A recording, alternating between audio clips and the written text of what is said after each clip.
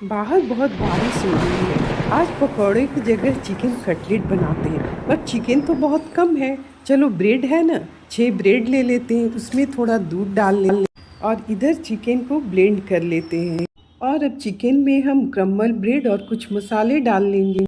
साथ ही डालेंगे यहाँ अदरक लहसुन का पेस्ट, हरी मिर्च और कटा हुआ प्याज। 1 चम्मच नींबू के रस के साथ एक अंडा डाल लेंगे और कटी हुई धनिया की पत्ती।